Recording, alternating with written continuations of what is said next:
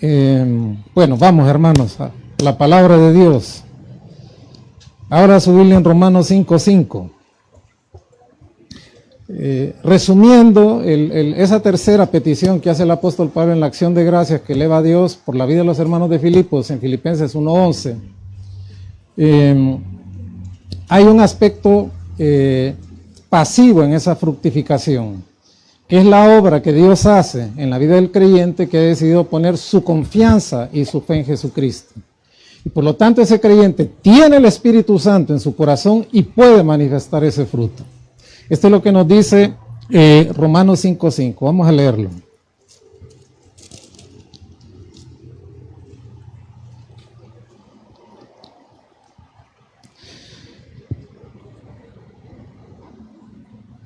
¿Lo tienen, hermanos? ¿Quién no tiene Biblia en físico? Levante la mano y quiere una, de gratis. Levante la mano, ¿quién manda Biblia?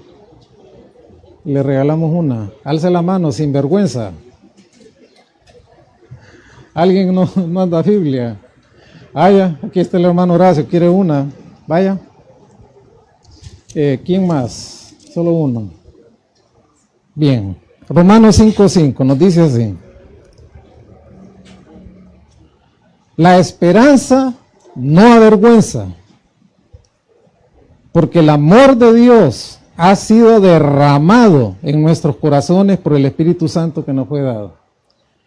La esperanza es algo que se puede ver, tal vez se puede expresar en un rostro reluciente, en un rostro fragante, en un rostro que refleja esperanza, que se ve una actitud esperanzadora, pero en realidad la esperanza no se ve.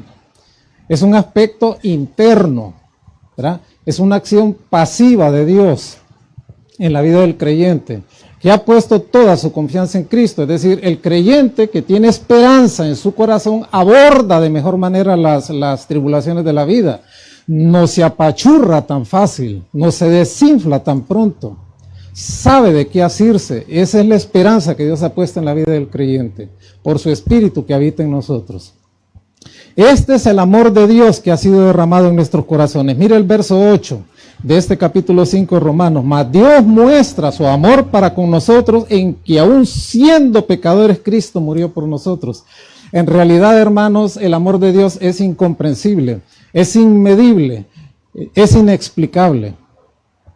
Normalmente la reacción humana hacia la persona que traiciona, hacia la persona que fracasa, hacia la persona que falla, es de aborrecimiento.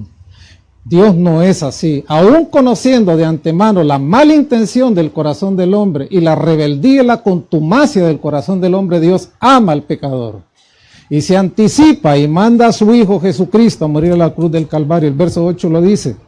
Mas Dios muestra su amor para con nosotros en que siendo aún pecadores, en que aún estando en una condición de rebeldía y de contumacia contra Dios, Cristo murió por nosotros. ¿Qué apuesta la de Dios por el ser humano? ¿Sí o no? Usted no va a apostar por una persona fracasada, por un pecador, por una persona contumaz, por una persona rebelde, por una persona que le ha hecho daño a usted. Lo que se despierta en su corazón es rechazo, es rencor, es odio, ¿verdad? Y sin embargo Dios apuesta por el hombre pecador. Eso es lo que nos dice Romanos 5:5. De la obra pasiva que Dios hace en la vida del creyente, que se dispone a dar fruto para la gloria de Dios.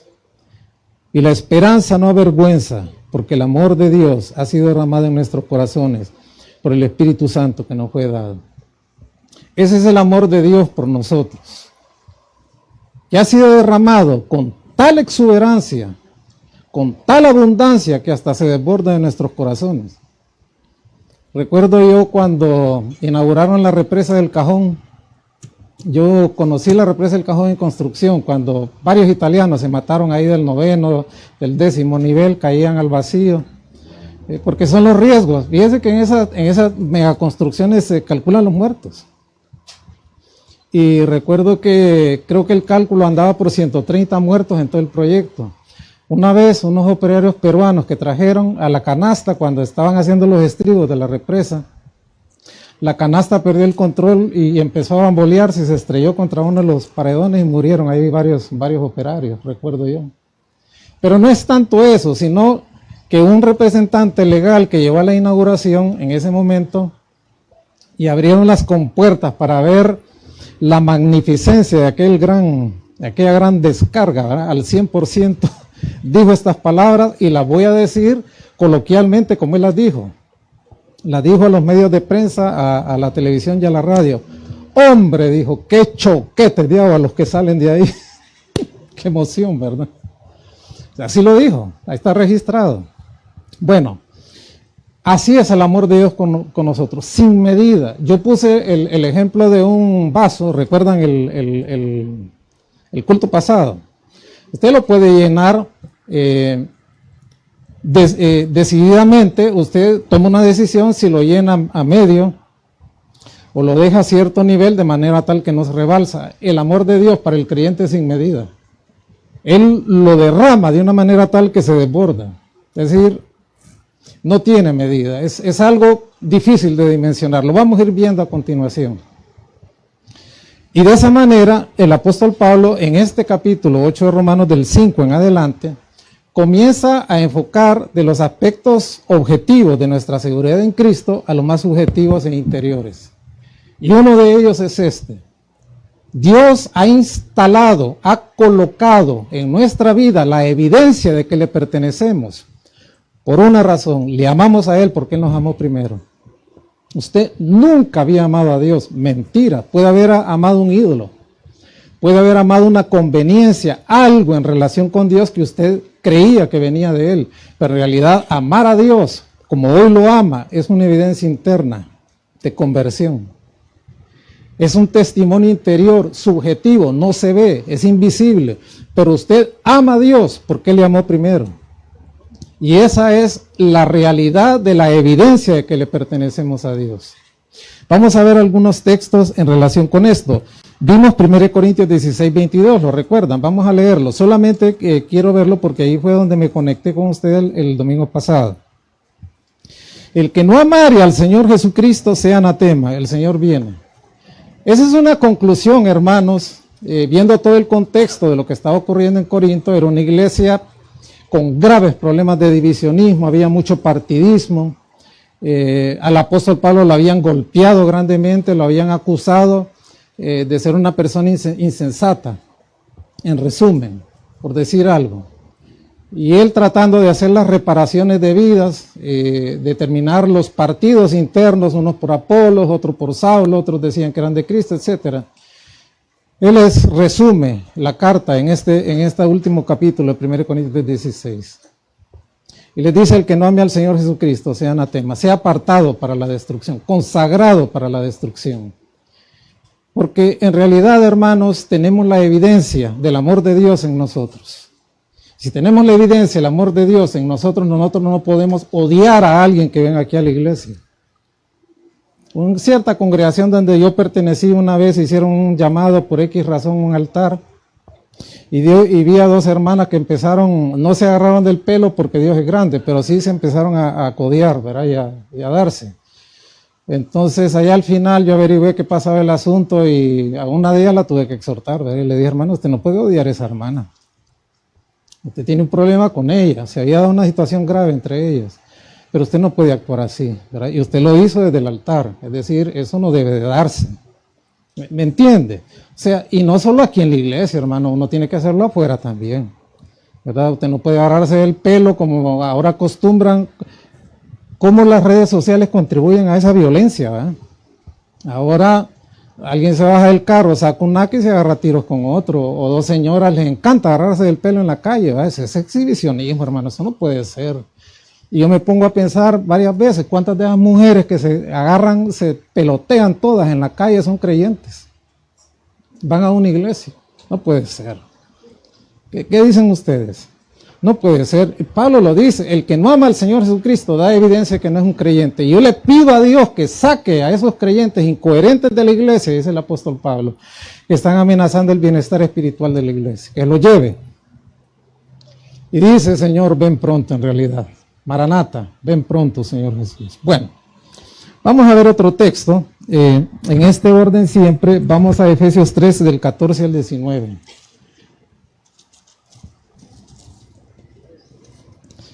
Efesios capítulo 3, versos del 11 al 19.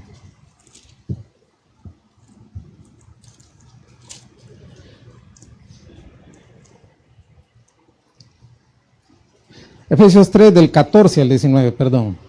Mire qué tremenda esta oración. Hay varias oraciones que son como una muestra, pero en realidad son oraciones que el apóstol Pablo hacía por las diferentes congregaciones, dependiendo de la epístola donde está ubicada, en este caso en los Efesios. Mire qué oración más tremenda.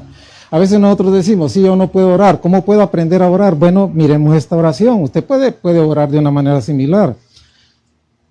Dice el apóstol Pablo, por esta causa doblo mis rodillas ante el Padre de nuestro Señor Jesucristo, de quien toma nombre toda familia en los cielos y en la tierra, para que os dé conforme a las riquezas de su gloria, el ser fortalecidos con poder en el hombre interior por su espíritu, para que habite Cristo por la fe en vuestros corazones. Subraya lo que sigue.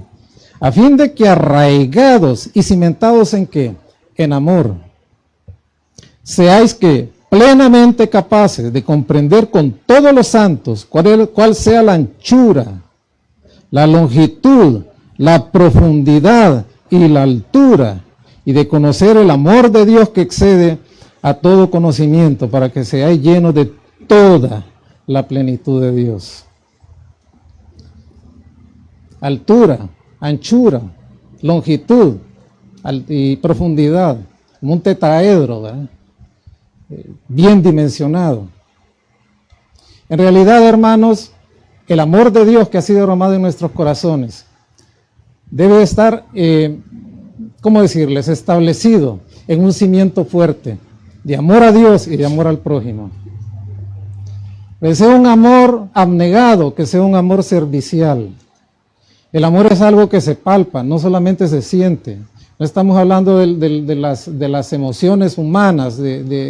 A veces, hermanos, vivimos más en el odio que en el amor, o más en el amor que en el odio, y depende de la variabilidad de las circunstancias que nos toque vivir, hacemos unas mezclas raras. Hay matrimonios que se aman y se odian y se aman, se detestan, se aborrecen y después se vuelven una cosa bien rara, ¿verdad? Ese es el amor humano, hermano. El amor de Dios no es ese. O sea, el amor de Dios está establecido en un cimiento fuerte, que tiene dos líneas, amor a Dios y amor al prójimo. Es un amor que es abnegado, que es servicial.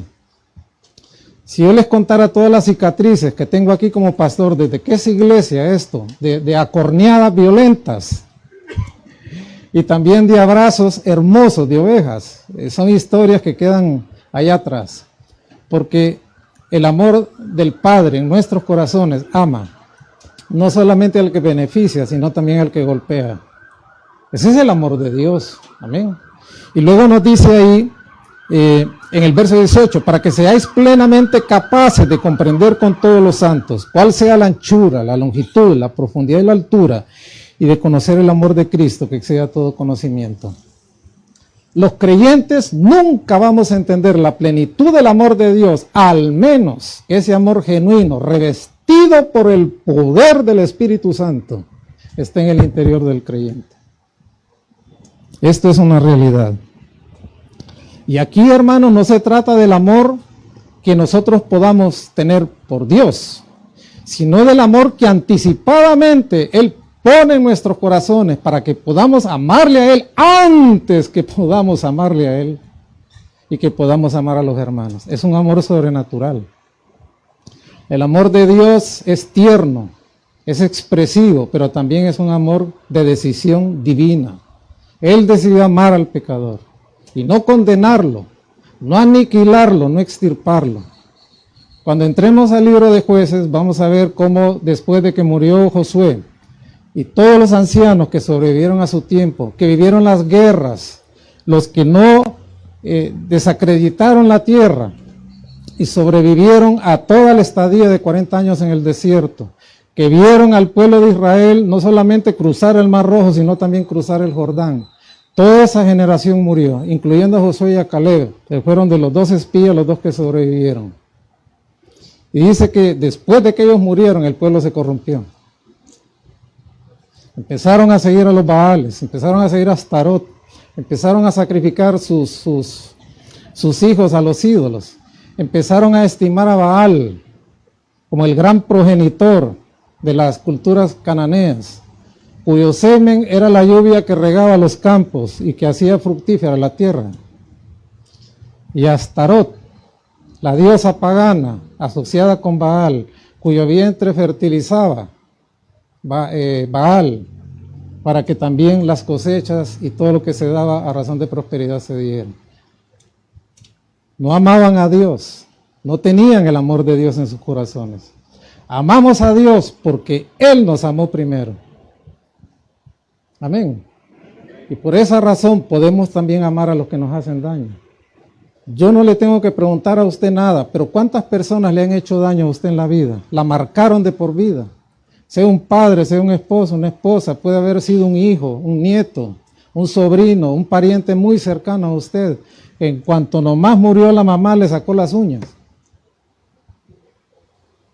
Todos hemos pasado por esos episodios. Llevamos las laceraciones en el alma, llevamos las marcas, pero no estamos amargados. No estamos llenos de amargura, no estamos llenos de falta de perdón. Les amamos y les perdonamos porque Dios nos amó primero. Y el amor de Dios está en nuestros corazones como evidencia intangible de que le pertenecemos. Amén. Muy bien, pasemos ahora a 1 Juan 4 del 7 al 10.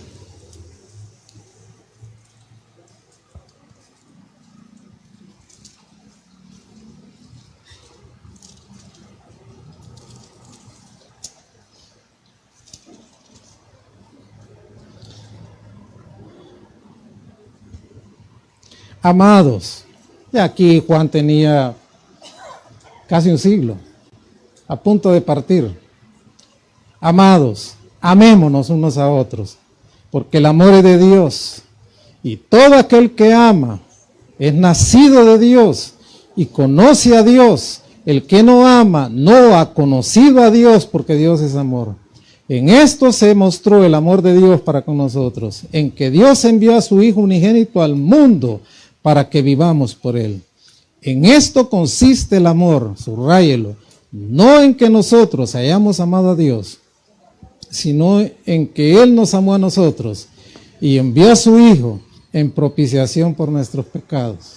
Juan, el discípulo amado, han leído los evangelios, el Boanerges, hijo del trueno. Una vez no quisieron recibir al Señor en el pueblo samaritano, le dijo: Señor, quiere que hagamos descender fuego del cielo y lo fría a todos estos impíos.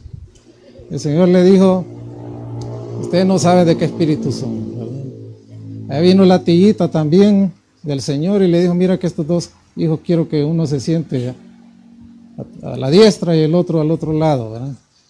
Y el Señor le dijo: ¿ustedes quieren eso? Sí, bueno. ¿Quieren ser bautizados del bautismo con que yo voy a ser bautizado así? Podemos, bueno, está bien, van a recibir el bautismo. Ellos solitos, miren. Y les dijo el Señor: pero lo otro que piden, el privilegio que ustedes piden, solo el Dios, solo el Padre lo puede conceder. Y miren el discípulo del amor, ¿verdad? Después de ser un iracundo discípulo, el que no ama no es nacido de Dios, porque Dios es amor. En realidad, hermanos, los creyentes amamos, y voy a asociarlo con la palabra perdón porque si no suena fría la cosa, es decir, no está conectada a nada. En el sentido del perdón, porque es lo que más sufrimos a diario, hermanos, todos los días sufrimos encontronazos, ¿sí o no? Con el taxista, con la moto, con el policía, con el político, con las redes sociales, ¿verdad? Con el jefe, con la jefa, sí, con los compañeros de trabajo, ¿verdad? En realidad, la capacidad que tiene el creyente para amar, asociándola al perdón, viene porque seguimos el ejemplo supremo de Cristo. El amor de Dios es un amor sacrificado, hermano, créalo. Así es, no crea que al Señor no le costó nada, le costó a su Hijo, hermano. Solo mire la cruz y mire el estrago que le causó nuestro pecado al Señor, que envió a su Hijo por nosotros. El juicio del pecado en la cruz es el ejemplo supremo del amor de Dios. Porque ahí el Señor descargó su ira sobre su Hijo amado, quien ocupó el lugar que me correspondía a mí y a ti. Aquel pasaje, la pasión de Cristo, me encanta leerla en el Evangelio de Lucas. Tiene unos detalles que los otros evangelios sinópticos no lo tienen. Y en realidad en todos los evangelios aparece esto que voy a decir. Cuando el Señor dijo, Elí, Elí, lama sabactani. ¿Por qué me has abandonado? En realidad, hermanos, el Hijo ahí no sufrió una separación en el plano divino, porque Él es triuno, amén. Parte de la Trinidad, pero en el sentido humano, en la encarnación como verbo, sí sufrió la separación de Dios en ese momento. Una soledad espantosa, hermanos. Es como cuando usted le esté pidiendo auxilio a su papá y a su mamá en una condición de muerte, de riesgo, y su papá, en vez de venir aquí, se aleje de su mamá, le diga, no puedo. Y sabe que el hijo le está muriendo. El Señor tuvo que ver eso, porque en ese momento estaba descargando su ira total. Todos los pecados, desde Caín hasta el último pecador que exista, cuando el Señor consuma su reino, estaban en ese momento siendo depositados en la humanidad de Cristo. Y Dios no lo podía ver eso. Y Él como humano lo vio. Como hijo divino, como verbo de Dios, sí estaba conectado con el Padre y no en soledad. Ese es el efecto del amor de Dios. Vuelvo a Romanos 5:5.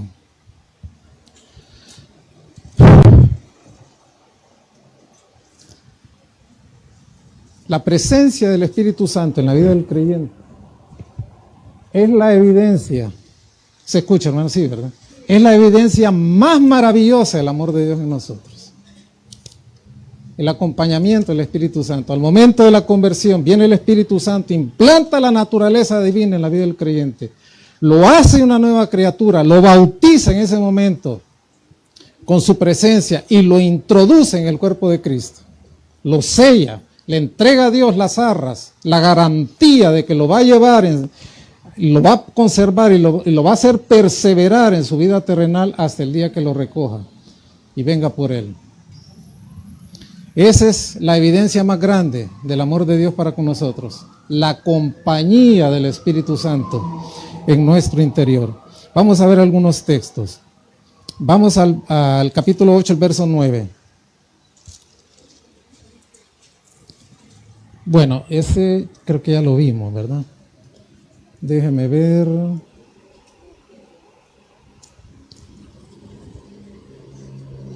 Sí, el 9. 8:9.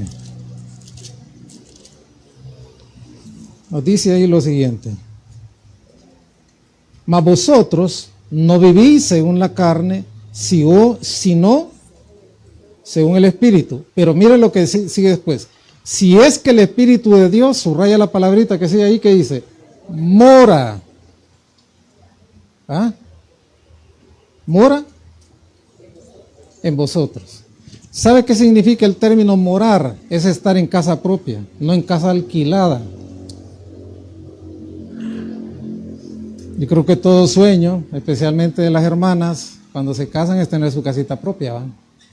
Aunque sea un pedacito de terreno. Un lotecito de 6x10, de 6x12, ¿verdad? Pero es su casa. Mira, ahí va con el martillo, usted le mete clavos donde quiera, guinda lo que quiera. Si quiere incendiarlo, le mete fuego y cobra el seguro.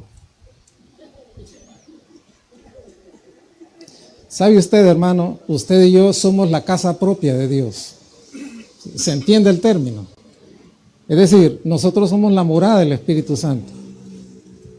Bueno, esto es bien importante entenderlo, hermanos, porque el Espíritu Santo establece su morada, su habitación en toda persona que confía en Cristo. Y se queda ahí, desde el nuevo nacimiento, el Espíritu Santo ahí se queda, nunca más se vuelve a salir, no entra y sale, entra y sale, entra y sale, no, ahí está. Aunque usted lo contriste, con su desobediencia y su contumacia y su pecado, ahí está, ahí se queda. Si no existe la evidencia de esa morada del Espíritu Santo en su vida por el fruto que Él produce, entonces esa persona no puede declarar que Cristo es su Salvador y su Señor. Tiene que verse algo, pues. El Espíritu Santo llega a la vida de una persona que se rinde a Cristo y pone en orden esa vida, ¿verdad? Entonces mira que en vez de ir a comprar guaro, ahora compra leche y la lleva a la casa. ¿Sí o no? En vez de comprar liñones de coca o marihuana punto rojo, ahora lleva ¿qué? Comida a la casa. ¿O no? O sea, hay evidencias, hay fruto. Bueno, usted me dice, bueno, ¿y qué tipo de fruto? Bueno, lea Gálatas 5, 22, 23. Amor, gozo, paz, paciencia, benignidad, bondad, fe, mansedumbre, templanza. Contra tales cosas no hay ley, ¿verdad? Ese es el Espíritu de Dios, que es la evidencia de su amor en mí. Vamos a ver otro texto, ahí cerca, también el capítulo 8 de Romanos, es el verso 14.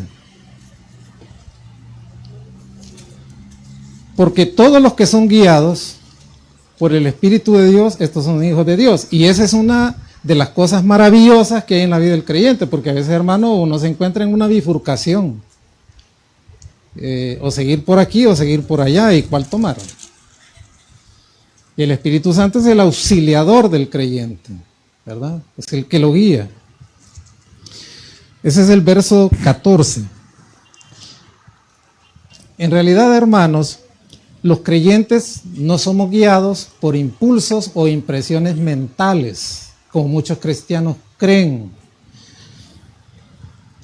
que nos suministran dirección para tomar decisiones en la vida. Es que dice, ajá, ¿y por qué hiciste esto? No, es que oí la voz del Espíritu Santo, que me dijo. Es que yo soñé, es que tuve una visión. La Biblia no enseña eso. Búsqueme un fundamento bíblico para este tipo de conducta. El Espíritu Santo no actúa así. El Espíritu Santo nos guía de una manera objetiva. No voy a negar que a veces por medio de las circunstancias, ¿no? Por ejemplo, el apóstol Pablo, usted lee los viajes misioneros del apóstol Pablo en el libro de Hechos, muchas veces el Espíritu Santo le estorbó, y él lo dijo. Es más, Satanás incluso estorbó. ¿Sí o no? Y en vez de ir, por ejemplo, a Macedonia, fue a Filipos. Dios lo guió de una manera objetiva. En realidad, hermanos, la dirección que obtenemos en nuestras vidas viene por la iluminación y la aclaración de las Escrituras que vienen a esta mente pecaminosa y falible para que yo pueda entender la palabra de Dios. Por eso es esencial y es necesario que el creyente lea la Biblia todos los días. Mire, eso de la lectura bíblica que nosotros promovemos desde que somos iglesia, no es una imposición, hermano, va relacionado con esto. ¿Cómo va usted a obtener guía del Espíritu Santo si no lee la Biblia? En algún momento, en el pasaje que usted está leyendo, y no es al dedo, como le pasó a un hermano, que aquí dice, y Judas se ahorcó, y vuelve a poner el dedo, haz tú lo mismo en otro pasaje. No es así. Dios le habla a través de las Escrituras. Hay algo de lo que usted va a leer en ese momento que le va a imprimir la guía del Espíritu Santo. No son sueños, no son visiones, son revelaciones. Conozco hermanas queridas, las conozco, ¿verdad? Que todos los días consultan a la pitonisa profeta, o a la pitonisa apóstola, o a la pitonisa pastora, a ver qué Dios le dice. Ay, hermano, no me venga con cuentos chinos, ¿verdad? Y después al fin de mes viene el ordeño. No es así.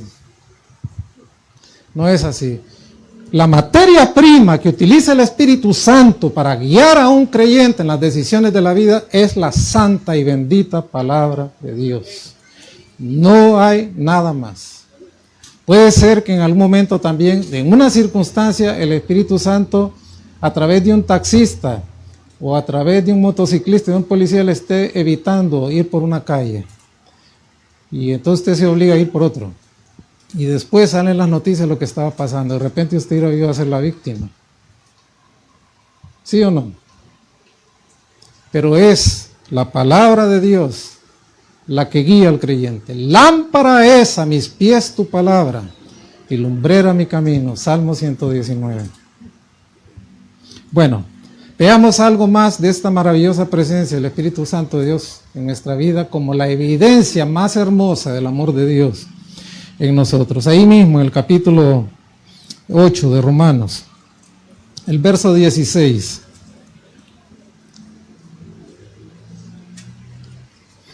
El Espíritu mismo da testimonio a nuestro espíritu de que somos ¿qué? Hijos de Dios. Veámoslo en el contexto de la cultura romana. En la cultura romana, y voy a hablar de términos legales, yo aquí me avergüenza, pues tengo un montón de gente que es abogado aquí. Y ustedes manejan mejor los términos y lo van a entender, ¿verdad? Y si digo algo incorrecto, ya me agarran al final. Como me agarró una hermana querida que está aquí. Y yo confundí el papel de Marta con el de María en lo que dije. Y gracias a Dios por la corrección, porque es cierto, ¿eh? La afanada era la una y la que no estaba afanada era la otra. Y yo lo agradecí. Entonces corríjame, perdón. Dice, en realidad en la cultura romana, para que una adopción pudiera tener obligatoriedad de ley, era necesario que asistieran 7 testigos ante el juez de alta reputación que atestiguaran de la validez de esa adopción.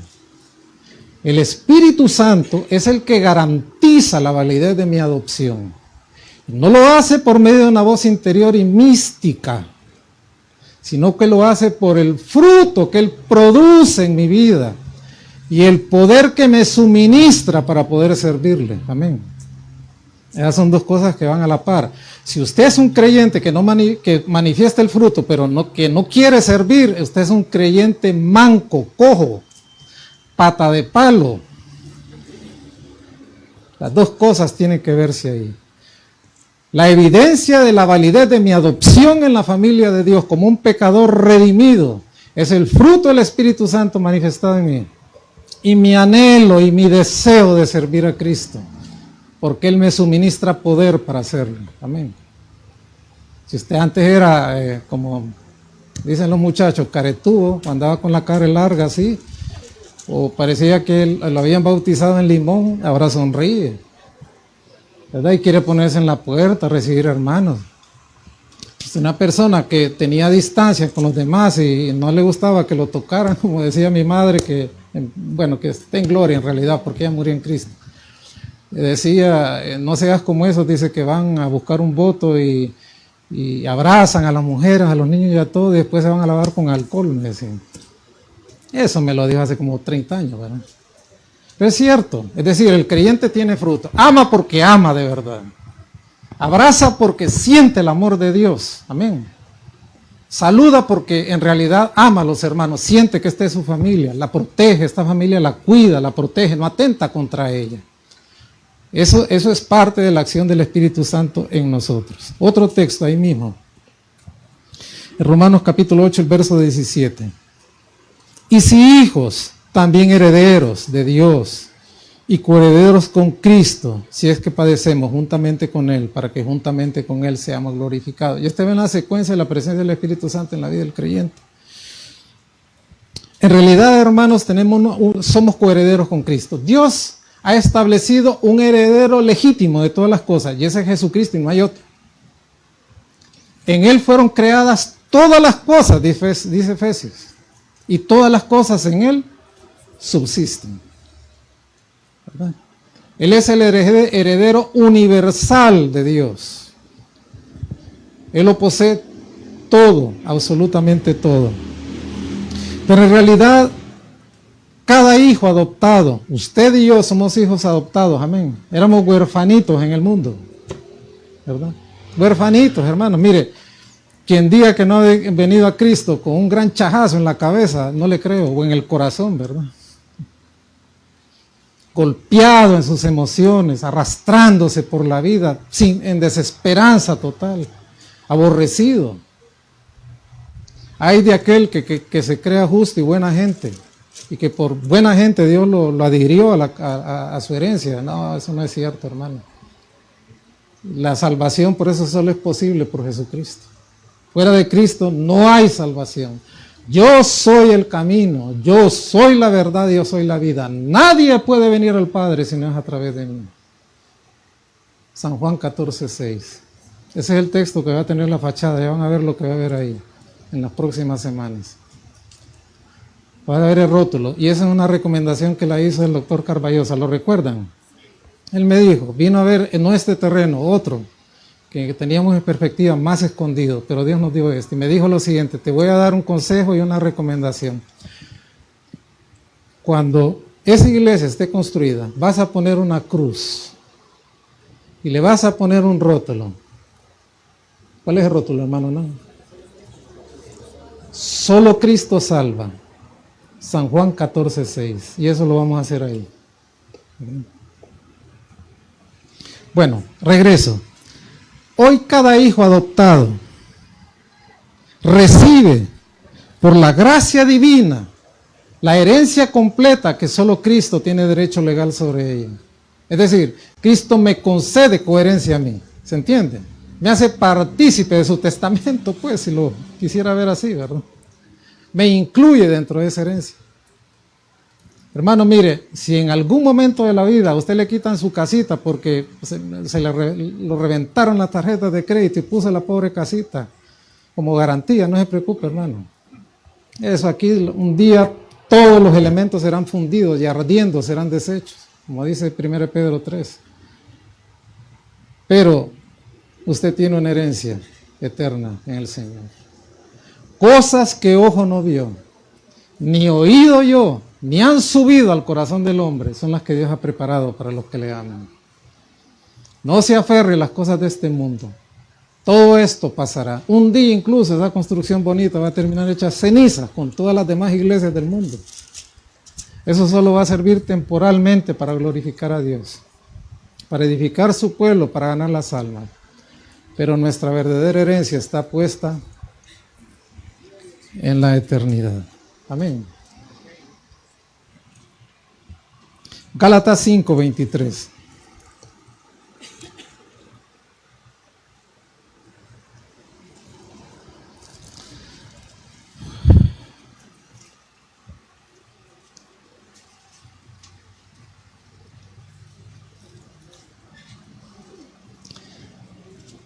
Aquí está parte del fruto, ¿verdad? Mansedumbre, templanza, contra tales cosas no hay ley.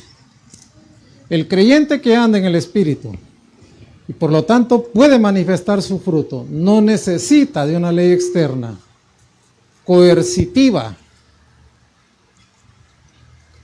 que le ayude a producir las actitudes y la conducta que agrada a Dios. Él sale de adentro, porque tiene el Espíritu Santo de Dios morando en él, y el fruto se manifiesta, y lo ve ahí.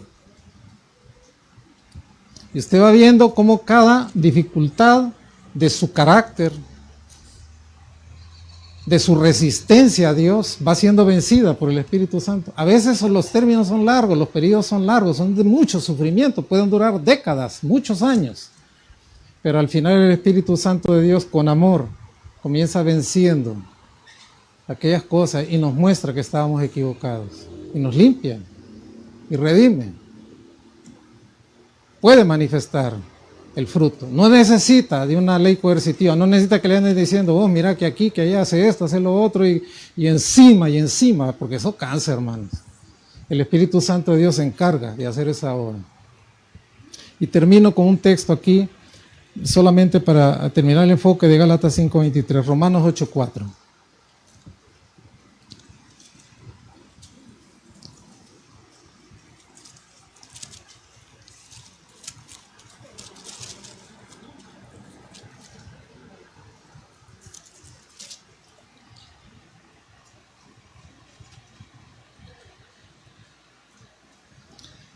Para que la justicia de la ley se cumpliese en nosotros, que no andamos conforme a la carne. Lo que sigue es lo que me interesa, subrayelo, sino conforme al Espíritu. Esta no es una admonición es una exhortación. O sea, yo te estoy exhortando con esto, no. Esta es una declaración donde caben todos los creyentes. Andar en el Espíritu, hermanos, no es brincar, ¿verdad? Venir aquí y decir, ay, qué rica la alabanza. No, andar en el Espíritu, hermano, olvídese. Que muchos creyentes creen que el Espíritu Santo es como un payaso de altar, ¿verdad? Que brinca y hace al gusto de ellos. Nada que ver, hermano. El Espíritu Santo es la presencia de Dios mismo en la vida del creyente, que produce fruto, que lo dinamiza la vida de ese creyente, inyectándole poder para que sirva. Andar, hermanos, tiene que ver con estilo de vida, hábitos cotidianos, manera de pensar de una persona. Y puesto que un creyente es habitado por el Espíritu Santo, entonces puede manifestar su fruto. Así de sencilla es la fórmula, no hay más. Amén. Puestos en pie, vamos a terminar. Van a venir el otro domingo, hermanos. Yo sé que estos calores son insufribles, ¿verdad? Pero bendito sea Dios por el calor y bendito sea Dios por la lluvia. ¿Verdad? Él da. Y Él sabe. Oremos. Señor, te damos gracias por la bendición de haber podido estar aquí.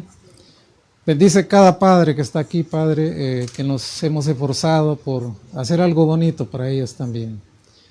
Y sobre todas las cosas, agradecemos a Dios por tu paternidad y por tu paternalidad también. Porque eres un Padre amoroso, sufriente, que no tiene por inocente al culpable, pero que también se compadece según la multitud de sus misericordias. Gracias por ser nuestro Padre. Gracias por cada padre de esta congregación. Protégelos, guárdalos, líbralos de todo mal, Padre. Manténlos con vida y saludables. Y aquellos que van a ser padres, quizás no muy allá, Padre, o un poco más allá, bendícelos también. Que todos podamos transitar en la vida de tu mano y con tu bendición, como nuestro gran Padre Celestial. Bendice cada hermano, Padre, cada aquel que está sufriendo, que está padeciendo, que está enfermo, que tenga necesidades perentorias de trabajo, económicas, Padre, que no sabe qué va a pasar el mañana. Llena sus vidas de seguridad.